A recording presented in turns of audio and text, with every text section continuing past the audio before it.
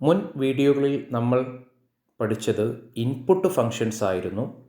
ഇനി നമ്മൾ പഠിക്കാൻ പോകുന്നത് ഔട്ട്പുട്ട് ഫങ്ഷൻസിനെ കുറിച്ചാണ് നമ്മൾ പഠിക്കാൻ പോകുന്നത്. ആദ്യമായി പുട്ട് ഫങ്ഷൻ. എന്താണ് put function? Single character display ചെയ്യാനാണ് പുട്ട് ഫങ്ഷൻ ഉപയോഗിക്കുന്നത്. അതേപോലെ റൈറ്റ് ഫങ്ഷൻ ഒരു സ്ട്രിംഗ് ഡിസ്പ്ലേ ചെയ്യാനുമാണ് ഉപയോഗിക്കുന്നത്.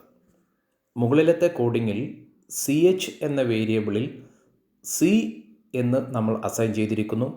ഔട്ട്പുട്ട് ഫങ്ഷൻ ആയതുകൊണ്ട് തന്നെ പുട്ട് എന്നതിനോട് കൂടി C ഔട്ട് കൂടി നമ്മൾ ഉപയോഗിക്കുന്നതായി നമ്മുടെ ഈ പ്രോഗ്രാമിൽ നിന്ന് നമുക്ക് മനസ്സിലാക്കാൻ കഴിയും. താഴത്തെ കോഡിൽ str എന്ന അറേയിൽ ഹലോ എന്ന ഒരു സ്ട്രിങ് അസൈൻ ചെയ്തിരിക്കുന്നു. cout ഡോട്ട് റൈറ്റ് ബ്രാക്കറ്റിൽ str, 10 എന്ന് എഴുതിയിട്ടുണ്ട്. അതായത് 10 സൈസുള്ള ഒരു ഈ സ്ട്രിങ്ങിലെ വാല്യൂസ് നമ്മൾ ഈ പ്രോഗ്രാമിലൂടെ പ്രിൻ്റ് ചെയ്യുന്നതാണ് ഈ പ്രോഗ്രാമിൽ നമ്മൾ ഉദ്ദേശിച്ചിട്ടുള്ളത്. അങ്ങനെ നമ്മളിവിടെ ഔട്ട്പുട്ട് ഫങ്ഷൻസ് ആണ് പഠിച്ചത്. ഒന്ന് പുട്ട് ഫങ്ഷനും പിന്നീട് റൈറ്റ് ഫങ്ഷനും. അടുത്തതായി സ്ട്രിങ്ങുകളുമായി ബന്ധപ്പെട്ട വിവിധ ഫങ്ഷനുകളാണ് ഈ സ്ലൈഡിൽ നമ്മൾ പരിചയപ്പെടുന്നത്. തുടർന്നുള്ള സ്ലൈഡിൽ നമുക്കതിൻ്റെ ഡീറ്റെയിൽ ആയ ഫങ്ഷനുകളിലോട്ട് നമുക്ക് പോകാൻ കഴിയും. ഒന്നാമത്തേതായി ഈ സ്ട്രിംഗ് ഫങ്ഷനുകളിലെ ഒന്നാമത്തെ ഫങ്ഷനായി strlen function, second strcpy function, third strcat function, fourth strcmp function, fifth strcmpi function. എന്താണ് ഈ ഫങ്ഷൻസ് ഓരോന്നും ചെയ്യുന്നത് എന്നുള്ളത് നെക്സ്റ്റ് സ്ലൈഡിൽ നിന്ന് നമുക്ക് മനസ്സിലാക്കാം. ആദ്യമായി strlen ഫങ്ഷൻ. ഒരു സ്ട്രിങ്ങിൻ്റെ ലെങ്ത് കണ്ടുപിടിക്കുന്നതിനാണ് strlen ഫങ്ഷൻ ഉപയോഗിക്കുന്നത്. Is used to find the length of a string. എത്ര ലെങ്താണ് ഒരു സ്ട്രിങ്ങിന് അല്ലെങ്കിൽ നമ്മൾ നൽകുന്ന ഒരു സ്ട്രിങ്ങിന് ഉള്ളത് എന്ന് നമുക്ക് കാണാൻ കഴിയും. റൈറ്റ് സൈഡിൽ ഓരോ ഫങ്ഷൻ്റെയും റൈറ്റ് സൈഡിലായി നമുക്കതിനുള്ള ഓരോ എക്സാമ്പിൾസ് ഇവിടെ തന്നിട്ടുള്ളത് കൃത്യമായി നോക്കി മനസ്സിലാക്കുന്നത് നന്നായിരിക്കും.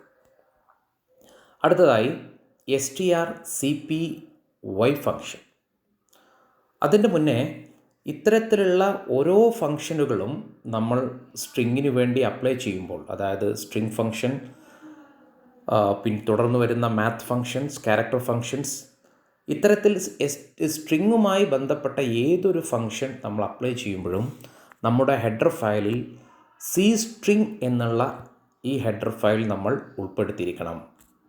എന്നാൽ മാത്രമേ തുടർന്ന് വരുന്ന ഈ ഫങ്ഷനുകൾ നമുക്ക് പ്രോഗ്രാമിൽ വർക്ക് ചെയ്യാൻ സാധിക്കുകയുള്ളൂ. തീർത്തും നമ്മൾ ഓർമ്മിച്ചിരിക്കേണ്ട ഒരു കാര്യമാണ്, ഇത്തരം ഫങ്ഷനുകൾ നമ്മൾ പ്രോഗ്രാമിൽ അപ്ലൈ ചെയ്യുന്ന സമയത്ത് string എന്ന ഹെഡർ ഫയൽ നിർബന്ധമായും നമ്മുടെ പ്രോഗ്രാമിൻ്റെ ഹെഡർ ഫയലിൽ നമ്മൾ കൊടുത്തിട്ടുണ്ടായിരിക്കണം.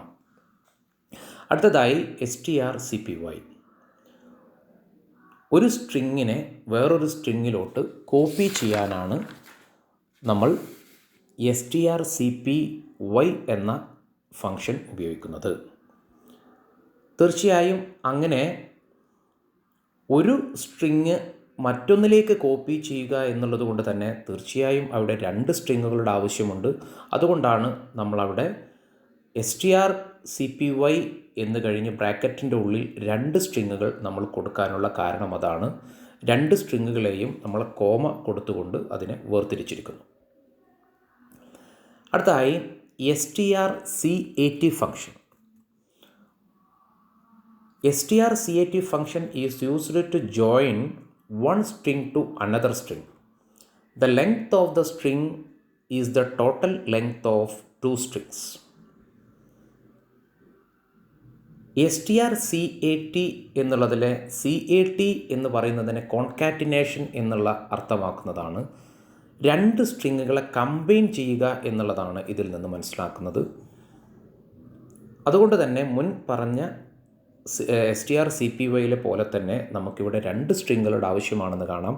അതുകൊണ്ടാണ് നമ്മൾ string 1ഉം string 2ഉം നമ്മൾ ഇവിടെ ബ്രാക്കറ്റ് ഫംഗ്ഷനുമായി ചേർന്ന ബ്രാക്കറ്റിൻ്റെ ഉള്ളിൽ നൽകിയത്.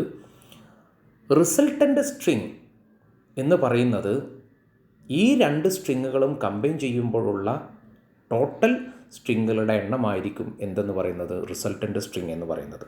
അതാണ് അവസാന പോയിന്റിൽ റൈറ്റ് സൈഡിൽ നിങ്ങൾക്ക് ഇത്തരത്തിലുള്ള ഓരോ സ്ട്രിങ്ങുകളുടെയും കമ്പൈൻ ചെയ്യുന്ന ഒരു എക്സാമ്പിളും നിങ്ങൾക്ക് അവിടെ കൊടുത്തിട്ടുണ്ട്, ശ്രദ്ധിക്കുമെന്ന് വിചാരിക്കും. അടുത്തതായി strcmp ഫംഗ്ഷൻ. എന്താണ് strcmp ഫംഗ്ഷൻ? ഒരു രണ്ട് സ്ട്രിങ്ങുകളെ തമ്മിൽ പരസ്പരം കമ്പയർ ചെയ്യാനാണ് അല്ലെങ്കിൽ താരതമ്യം ചെയ്യാനാണ് ഈ ഫംഗ്ഷൻ ഉപയോഗിക്കുന്നത്.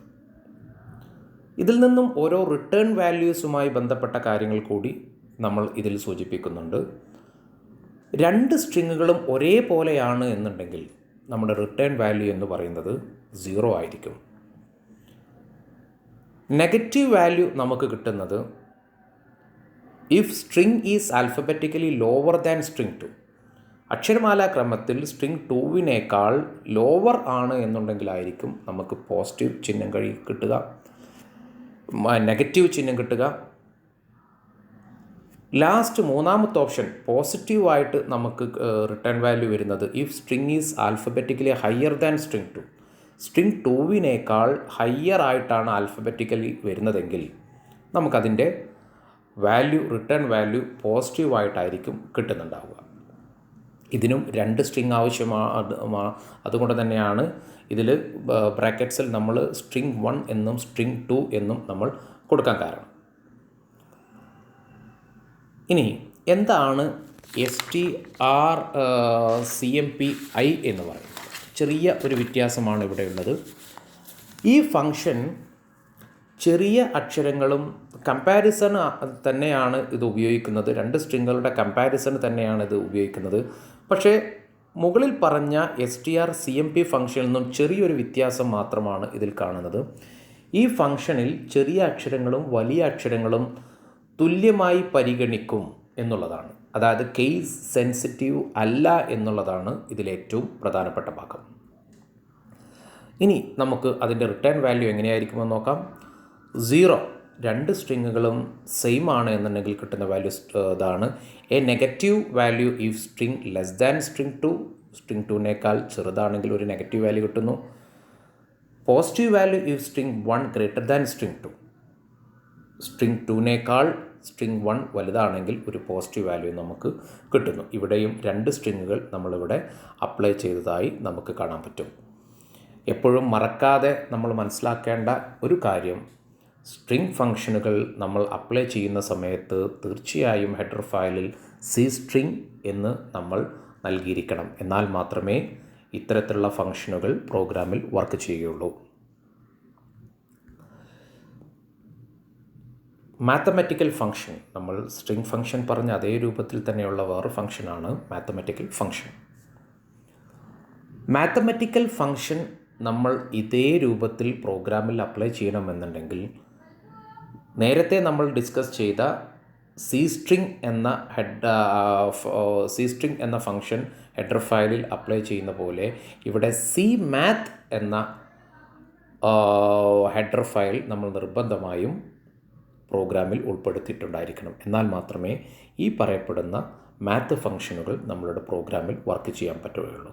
3 ഫംഗ്ഷനുകളാണ് മെയിനായിട്ട് നമുക്ക് ഈ മാത്തമാറ്റിക്കൽ ഫംഗ്ഷനിൽ പഠിക്കാനുള്ളത്. ഒന്ന് ABS function, SQRT function, power function. ഒന്നാമത്തേതായി ABS, it returns the absolute value of an integer. നിങ്ങൾ ഏതെങ്കിലും ഒരു ചിഹ്നങ്ങളോട് കൂടിയ നെഗറ്റീവ് ചിഹ്നങ്ങളോട് കൂടി ഏതെങ്കിലും വാല്യൂസോ മറ്റുള്ള ഒന്ന് നൽകുകയാണെങ്കിൽ ഏതൊരു സംഖ്യയുടെയും അബ്സല്യൂട്ട് വാല്യൂ കാണാനാണ് ABS ഫംഗ്ഷൻ ഉപയോഗിക്കുന്നത്. സ്ക്വയർ റൂട്ട് നമ്മൾ പേരിൽ നിന്ന് തന്നെ വളരെ സാമ്യമുള്ള ഫംഗ്ഷനാണ്. സ്ക്വയർ റൂട്ട് എത്രയാണെന്ന് കണ്ടുപിടിക്കാനാണ് SQRT ഫംഗ്ഷൻ നമ്മൾ ഉപയോഗിക്കുന്നത്. നമുക്കിവിടെ കാണാൻ പറ്റും SQRT ഓഫ് 36. അതിൻ്റെ വാല്യൂ നമുക്ക് കിട്ടുന്നത് വാല്യൂ 6 ആയിട്ടാണ് നമുക്ക് കിട്ടുന്നതായിട്ട് കാണാൻ പറ്റും. അതിൻ്റെ ഓരോ ABS ഫംഗ്ഷൻ്റെ ഉള്ളിലും നമ്മൾക്ക് അതുമായി ബന്ധപ്പെട്ട ഡാറ്റ ടൈപ്പ് നമ്മൾ നൽകിയതായി കാണാം. ABS ഫംഗ്ഷൻ്റെ നമ്മൾ നൽകിയിട്ടുള്ള ഇൻറ്റിജർ ആയിരുന്നു. SQRT ഫംഗ്ഷൻ്റെ ഉള്ളിൽ നമ്മൾ നൽകിയിട്ടുള്ള വാല്യൂ ഡബിളായിരുന്നു. അതിനൊരു ചെറിയ കാരണം എന്ന് പറയുന്നത് ചിലപ്പോൾ നമ്മൾ നൽകുന്ന വാല്യൂ വളരെ വലിയ സംഖ്യകളായിരിക്കാം. അതുകൊണ്ട് തന്നെ കുറച്ചുകൂടെ ഹയ്യർ ഒരു ഡാറ്റ ടൈപ്പാണ് നമ്മൾ അവിടെ ഉപയോഗിച്ചിട്ടുള്ളത്. അതുകൊണ്ടാണ് നമ്മൾ അവിടെ ഡബിൾ എന്നുള്ള ഡാറ്റ ടൈപ്പ് ഉപയോഗിക്കാൻ കാരണം. ഇനി മൂന്നാമതായി POW function. It is used to find the power of a number. Raise to function കാണാനാണ് നമ്മളിവിടെ POW ഫംഗ്ഷൻ ഉപയോഗിക്കുന്നത്. ഫോർ എക്സാമ്പിൾ POW ഓഫ് 2,3 എന്ന് പറഞ്ഞാൽ 2⁻³ എന്നാണ് അർത്ഥം.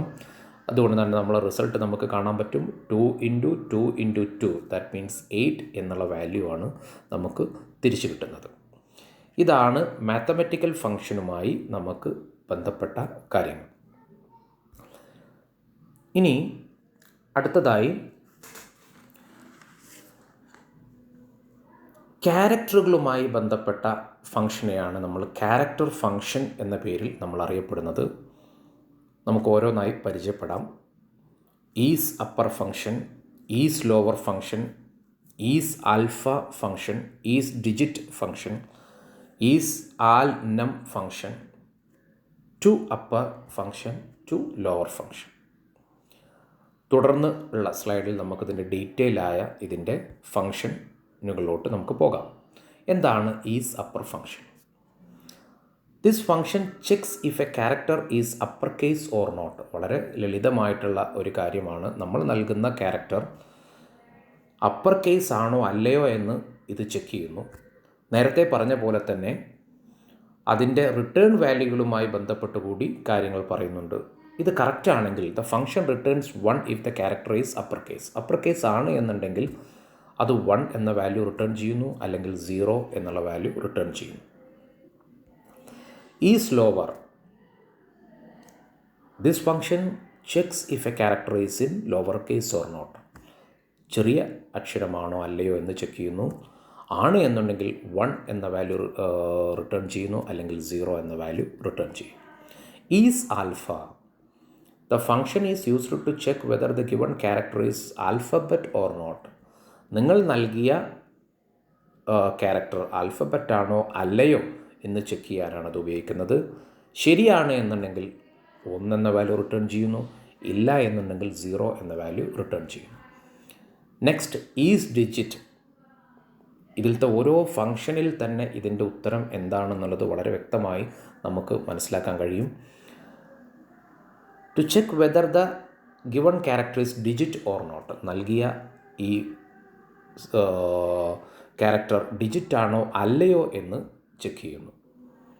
നേരത്തെ പറഞ്ഞ അതേപോലെ തന്നെയാണ് അതിൻ്റെ റിട്ടേൺ വാല്യൂകളുടെ റിസൾട്ടും പറയുന്നത്. Is al num. The function is used to check whether the character is alphanumeric or not. Alphanumeric ആണ് എന്നുണ്ടെങ്കിൽ അത് 1 എന്ന് റിട്ടേൺ ചെയ്യുന്നു, ഇല്ലെങ്കിൽ 0 എന്ന് റിട്ടേൺ ചെയ്യുന്നു. To upper. This function is used to convert a given character into upper case. നമ്മൾ നൽകുന്ന ഒരു ക്യാരക്ടർ ലോവർ കേസ് ആണ് എന്നുണ്ടെങ്കിൽ അതിനെ നമ്മൾ അപ്പർ കേസിലോട്ട് മാറ്റാനാണ് ഈ ടു അപ്പർ എന്ന് പറയുന്ന ഈ ഫംഗ്ഷൻ നമുക്ക് ഉപയോഗിക്കുന്നത്. ഇവിടെ നമുക്ക് കാണാൻ പറ്റും ടു അപ്പർ. നമ്മൾ ബ്രാക്കറ്റിൻ്റെ ഉള്ളിൽ ഫംഗ്ഷനിൽ സ്മോൾ b എന്നാണ് നമ്മൾ സിംഗിൾ കോട്ട്സിൽ നൽകിയിട്ടുള്ളത്. അതിൻ്റെ റിസൾട്ടായി നമുക്ക് ക്യാപിറ്റൽ B എന്നാണ് നമുക്ക് റിസൾട്ട് വന്നത്. കാരണം നമ്മളിവിടെ ഉപയോഗിച്ച ഫംഗ്ഷൻ ടു അപ്പർ എന്നാണ്. ടു അപ്പർ എന്ന ഫംഗ്ഷൻ്റെ നേരെ ഓപ്പോസിറ്റായാണ് ടു ലോവർ ഫംഗ്ഷൻ വർക്ക് ചെയ്യുന്നത്. നിങ്ങൾക്ക് താഴെ പ്രോഗ്രാമിൽ നിന്ന് മനസ്സിലാക്കാൻ കഴിയും. ടു ലോവർ എന്നുള്ളതിൽ ഫംഗ്ഷനിൽ നമ്മൾ ക്യാപിറ്റൽ Y നൽകിയിരിക്കുന്നു. നമുക്ക് റിസൾട്ടായി നമുക്ക് സ്മോൾ y എന്ന് വന്നത് കാണാം. ഇതിലും നിങ്ങൾ ക്യാരക്ടർ പ്രോഗ്രാം നമ്മൾ മനസ്സിലാക്കുമ്പോൾ കിട്ടേണ്ട ഏറ്റവും ഇമ്പോർട്ടൻ്റ് ആയിട്ടുള്ള ഏറ്റവും പ്രാധാന്യം അർഹിക്കുന്ന കാര്യം, ഇത് നമ്മൾ ക്യാരക്ടർ ഫംഗ്ഷനുകൾ നമ്മൾ ഉപയോഗിക്കുമ്പോൾ ഹെഡർ ഫയലിൽ സി ടൈപ്പ് എന്ന ഫംഗ്ഷൻ എന്ന ഹെഡർ ഫയൽ നമ്മൾ നിർബന്ധമായി നമ്മൾ പ്രോഗ്രാമിൽ ഉൾപ്പെടുത്തിയിരിക്കണം. എന്നാൽ മാത്രമേ ഈ ക്യാരക്ടർ ഫംഗ്ഷനുകൾ പ്രോഗ്രാമിൽ നമുക്ക് വർക്ക് ചെയ്യാൻ സാധിക്കുകയുള്ളൂ. ഈ സ്ലൈഡുകളിൽ നിന്നെല്ലാം തന്നെ വ്യത്യസ്തമായ ഫംഗ്ഷനുകളാണ് നമ്മൾ ആദ്യം മുതൽ പഠിച്ചത്. ഒന്ന് string function, then math functions, character functions.